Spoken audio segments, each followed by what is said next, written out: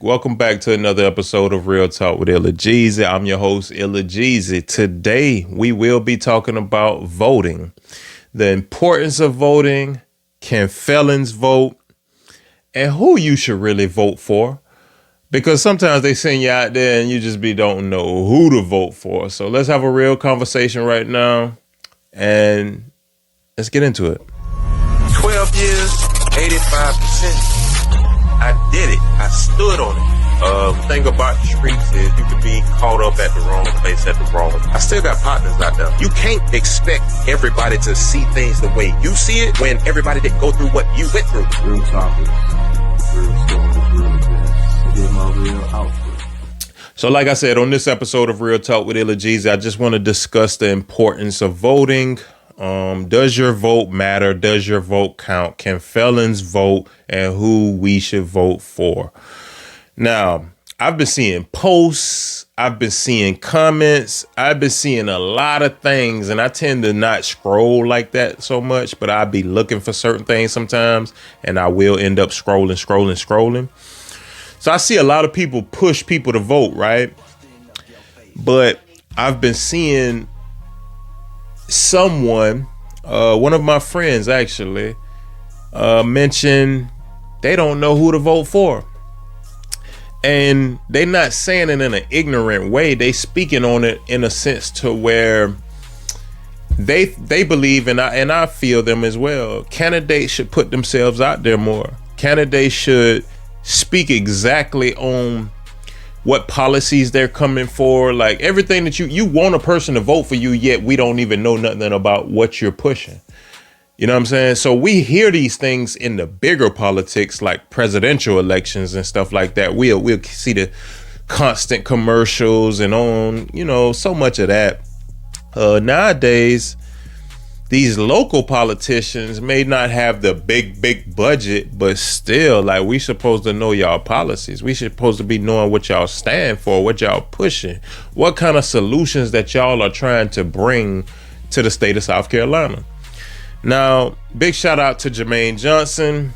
Looks like he will be winning the primary for the Democrats, and he will be pushing towards November. That's huge. That's huge. South Carolina has never had a black governor. So if he happens to be that would be history in the making. So I hope we get to see something like that. But at the same time, that's part of my conversation as well. Who we should vote for.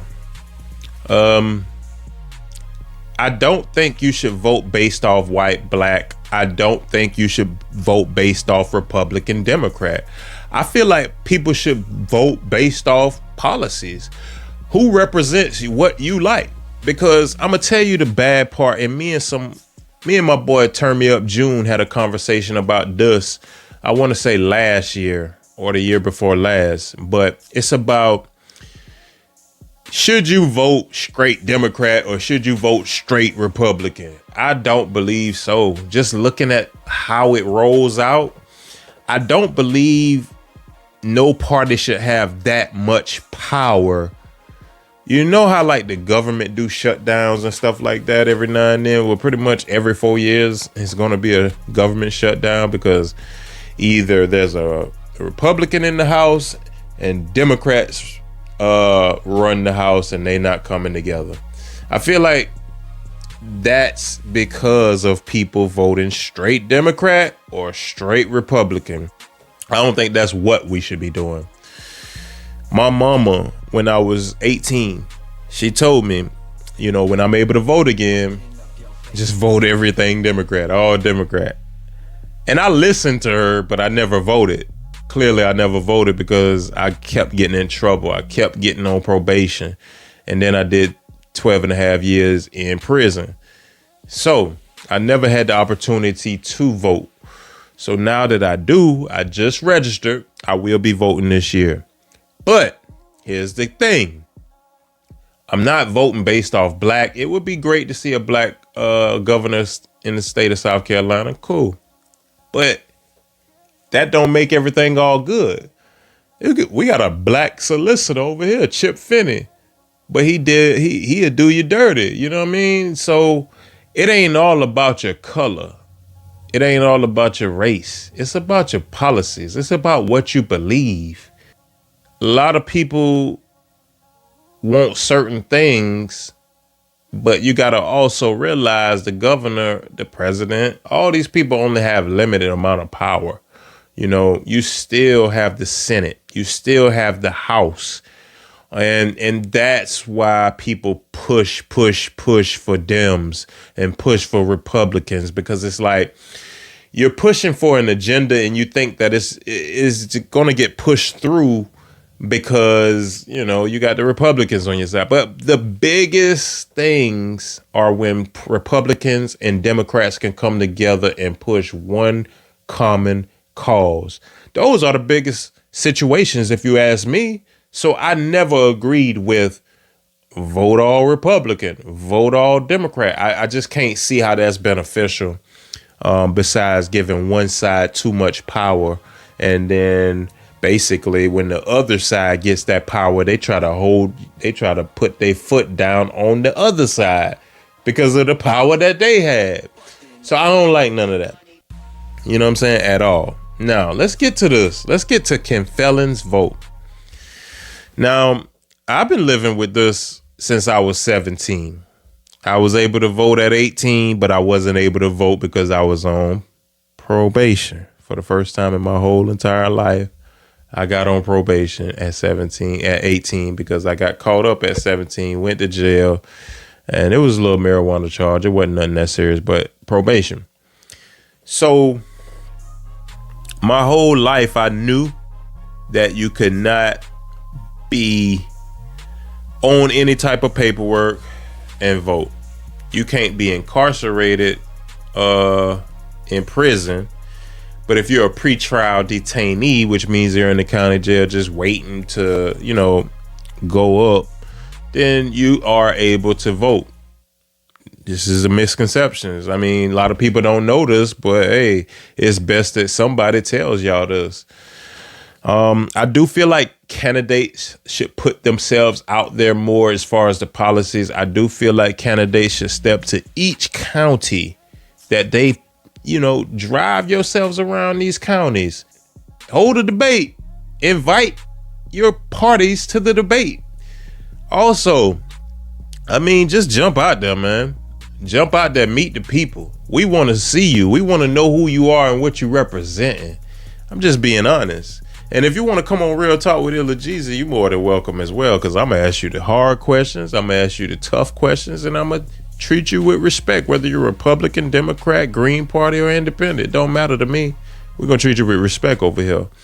But let's talk about a little bit of the local elections, because the local elections are better than voting for the president, because this is the thing where people get confused and they say, well, my vote don't count anyway and my vote don't matter. You know what I'm saying? I think there's a disconnect when it's coming to voting for the president. And I think people don't have an idea on how the electoral college actually works. And that's where the disconnect comes in at. And I think a lot of people tend to think that their vote don't count. And that electoral college is a bunch of BS, if you ask me. So, national elections, that's that. Let's get to the local elections. With the local elections, you'll be voting for your sheriff, mayor, city council, school board, solicitor, judges, county council. The list goes on and on and on. These are some of the people that will basically impact your daily living in the state, in the city that you live in. These are important. You know what I'm saying? The president has to focus on the whole United States. The governor has to focus on your state.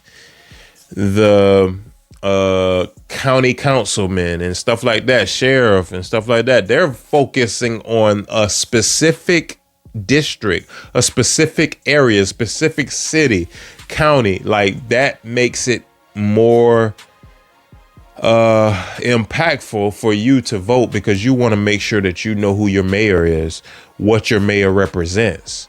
All of these things that we overlook. Let's be a part of that conversation. Let's understand what's going on. Let's be a part of it.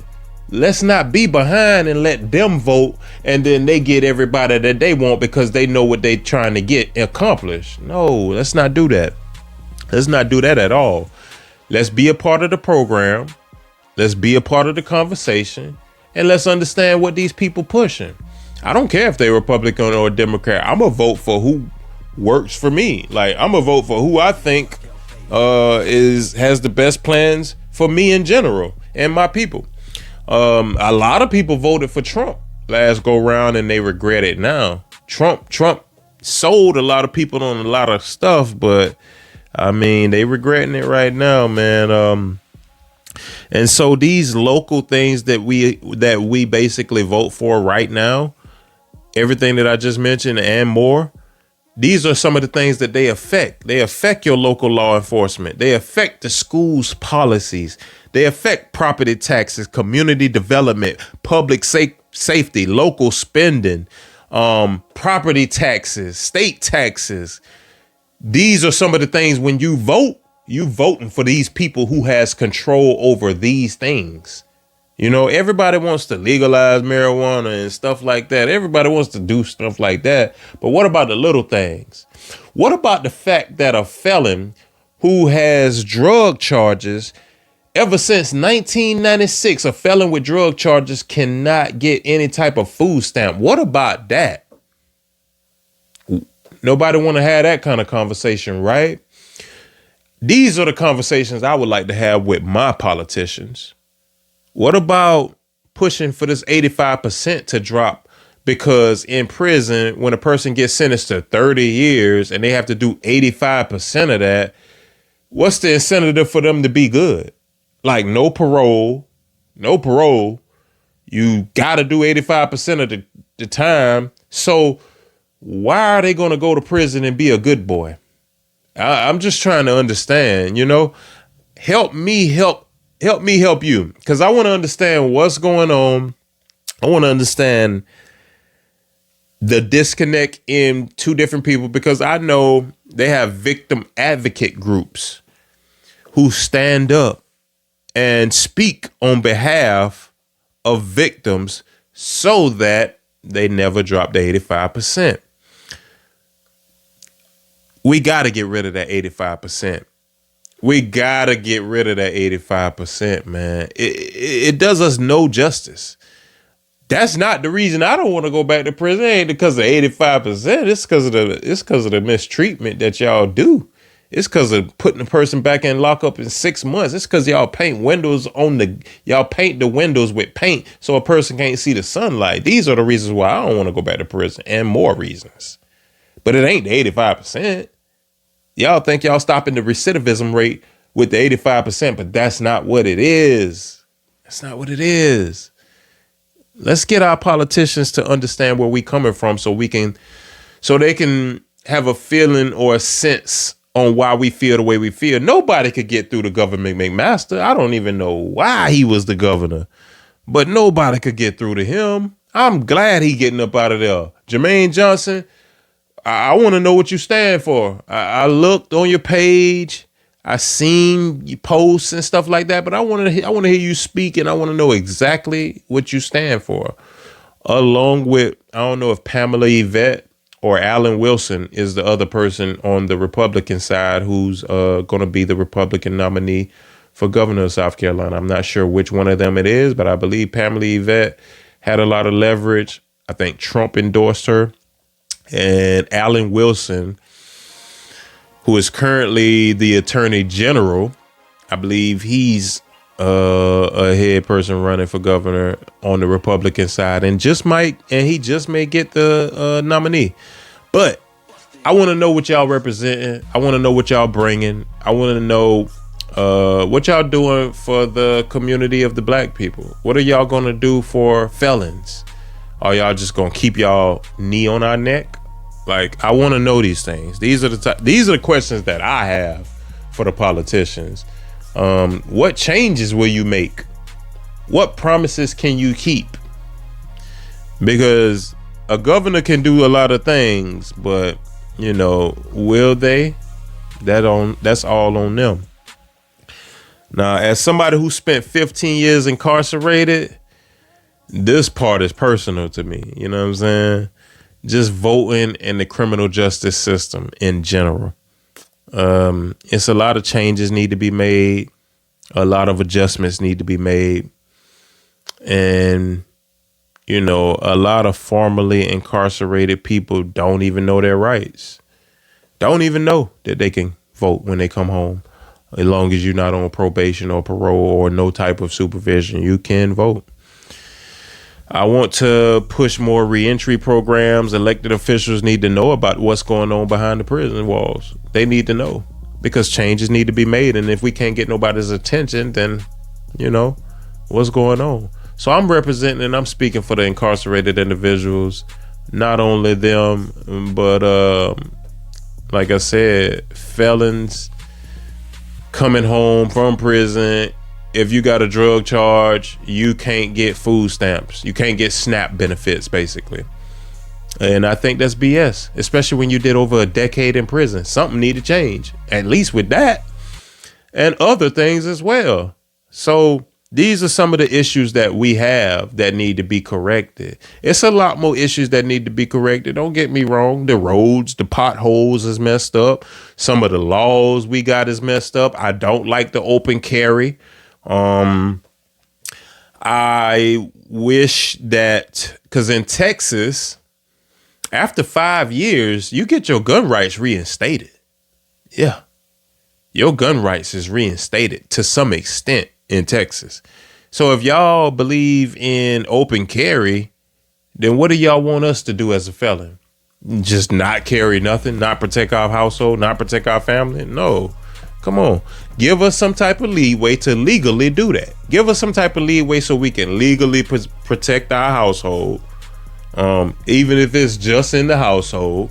These are some of the things that I would like to hear from the politicians, because this is the position that I'm in. That's why I say, like, it ain't a Republican or Democrat thing to me. It's what can you do for me? Like, for real, what can you honestly do for me? And politicians lie, so I can't just take your word for it. But if I believe what you're saying, I'm gonna vote for you. So these are some of the issues that I have on my plate. And does voting really matter? I remember when I was young, we used to say, your vote don't count anyway.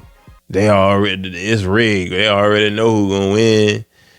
And I don't think that's the case. I do believe the presidential election is a lot different than the local elections, and the local elections are the most important ones. Everybody who you hear speak gonna always tell you the local elections are the most important ones. Within your state has its own laws. Your state has its own rights. Why do you think every state got a different abortion law? Every state is different with the marijuana law. Every state different with how late they open their clubs up and all kind of different things. It's so many different things. Some states is very lax on certain things. Some states is very strict. These are some of the things that I'm talking about, man. Like, hey, we got to get that knowledge, but we also got to get these politicians to present what policies they are bringing. Let us know openly what you represent. Let us know. Don't hold back until the election come. No. Give us that information now. Information can take us everywhere we need to go. Now, here's my final thoughts, because I speak genuinely on how I really feel about this. And I'm just here to tell you, if you choose not to participate, somebody else is going to make the decision for you. So I do believe you should vote. I just don't think, I don't think people should have to vote for people that they do not know and you don't know the policies of, because then you're just going through just selecting anybody. After you select the people you know, you're just going through and selecting anybody from that point forward. So that's why people just do all Democrats or all Republicans. But I don't think that's the way to go. So Will you have a voice in this election, South Carolina? I hope so. Shout out to Jermaine Johnson. I hope you do well. I want to see you do well. I've heard some of your storyline, and seems like you got a good head on your shoulders. I would love to know where your policies are. So this has been another episode of Real Talk with Illa Gezey. I'm inviting Jermaine Johnson onto my podcast as soon as he gets to something, South Carolina or close by. I'm inviting him to my podcast. If he's in Columbia or Florence, I'm chasing him down. This has been another episode of Real Talk with Illa Gezey, man. Make sure y'all like, comment, and subscribe. And I'll see y'all next time. Peace.